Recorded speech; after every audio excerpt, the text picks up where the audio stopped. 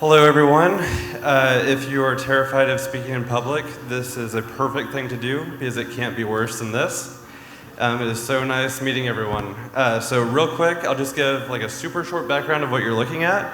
Back in 2016, well, actually way before that, back in 2013, I was really into crypto. I started with Bitcoin. I had an insurance company I convinced to accept Bitcoin. The accountants hated me at that point. Later in 2016, I made a smart contract that was essentially like a very, very early NFT on Ethereum. That's kind of what I'm going to talk about, but the story is very weird, or at least for me. It was a very, very strange week that happened. 1 second. I'm just trying to figure out how to make it go forward. Oh, other green button, sorry. So really quick, I stored all of the images on the blockchain. This was back when gas was like a couple of cents. So it was very, very cheap. This is a Mario star. That's what it looks like on the blockchain. And back then you could update like these little tiles that it was inspired by a site called the $1 Million Homepage back in 2005. I saw it and I was like, it would be so cool to make a decentralized version of that. That is not what the story is about, but like just kind of setting the scene for it. So here's a little thing back from 2016. It's a chat room that I had no idea would still be around in 2021.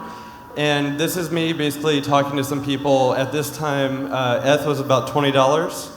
And this is me basically haggling with someone that was like, why would I pay $40? And I was like, I have no idea. Like, I don't know. And I actually thought about changing it to $1 each for these because, and the only reason I didn't was I'd have to relaunch the contract, then I would have like, what do I do with the people that already bought them? So that's basically where 2016 was. Real quick, I ended up leaving the crypto space for a couple of years. The reason was there was this like tiny election in 2016 that you're all probably very familiar with. And I bet 400 Ethereum on the wrong person. So that was very interesting, and that kind of burned me out on crypto for a few years. So then on August 22nd, I got this in my Gmail and in my LinkedIn. And when I first read it, I was like, this is a very, very strange scam. Like, I get scams all the time, but this one's unique. And the reason I thought it was unique was he mentioned Pixel Map. And I still own the domain. It was expiring in a month or two, but the website had been down since 2017. So that was the only reason I reached back out. I was like, I'd like to know how the scammer at least found my domain. So just a little bit of like very quick history because the first thing I did when I talked to Adam, the person that reached out, was he described himself as an NFT archaeologist. And I was like, I have no idea what that means. What does that mean? And he said, basically, because the thing that you built is so old, it's basically like an antique. And this is a chart that I think it's a guy on Twitter named Leonidas made this. And it kind of shows you like Pixel Map, there's nothing else in 2016, NFT-wise. And this is talking about on Ethereum. I have no idea what's on Bitcoin. And then the oldest NFT would be Ethereum. And I actually remember Ethereum because back then, the tiles that he was selling were about $20 each, and I was like, I don't want to spend that much money, and they are now worth about 40 ETH each. So this week that I'm talking about, one of the things that I had on the slide with Adam when he first reached out to me is that was the last time I would sleep for the next 50 and a half hours. And I know that for a fact because all of my actions on the blockchain were like constant until that time. So I had a freakishly weird week. I had Adam reach out to me, and what he told me was basically, I think people would be really interested in your project. And he told me like I might make 500 grand even. And I still thought he was trying to scam me, but I didn't know like how he was going to. And I was very interested. So what he said was, what you could do, and I told him, I was like, the only way I could lower the price of these, because I listed all of them at 2 ETH back in 2016, was I could buy them basically from myself and then relist them. So that's what I started doing. And I did one that night, and Adam bought one, and some people were watching his wallet. Because they were watching his wallet, they, I guess, were following him and started buying them like instantly. The next day, that's my dad right there. He had a widowmaker heart attack, which is not cool whatsoever. He ended up being okay, so I'll just skip to that. So that was the beginning of my week. So I made I made a little bit that night, and I was so confused because people were still buying them. There's 4,000 of these squares, each one for 2 ETH, which was insane to me. I actually thought I was being punked. I went into the hospital. I was with my dad, and I had so many moments where I was not on drugs, but I felt like I was on something. I would be laughing or so excited, and then I would go to sobbing with my dad. I remember he was sitting in the hospital bed, and he was so freaked out, and he was crying, I'm making him sound like a baby, but he's pretty terrified because he's going in for a double bypass. And one of the things that I will always remember is the doctor came in and he said, "Sir, after the surgery, you're not going to be able to lift more than 5 pounds." And he was so sad, and he looked up and he's like, "How am I supposed to pee?" And he was serious. So that was very odd. But yeah, so I was with him, and obviously I didn't want to waste any time. That's one of the things with NFTs or with anything where you're making all of this money. One of the things that, and I know it's not all about money, but money is a big deal too.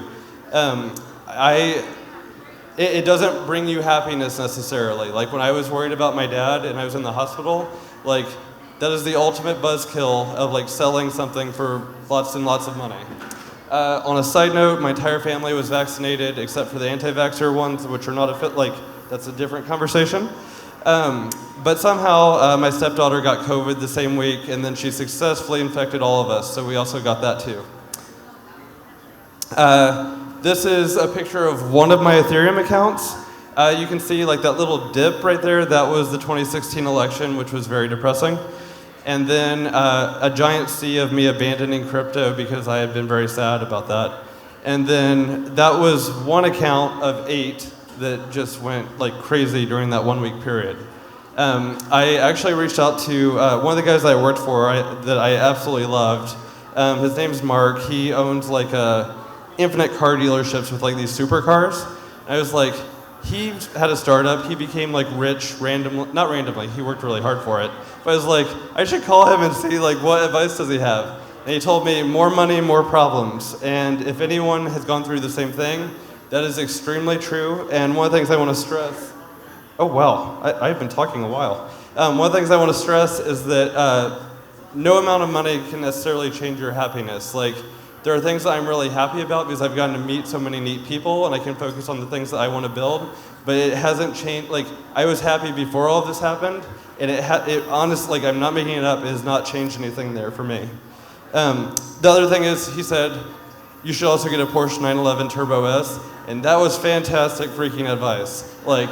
It is amazing. So I did get that too, and I have a little Pixel Map license plate that's coming. Real quick, because I don't have too much time, just a couple things that I learned during that time. I had no idea what OpenSea was, so Adam kept saying OpenSea over and over and over. I actually didn't know who Gary Vee was until a week ago, which is really bad, I know. And the first time I think I saw him on CNN, and he was Curio is the oldest NFT. I was false. But Curio is really cool too. I talked to some of them.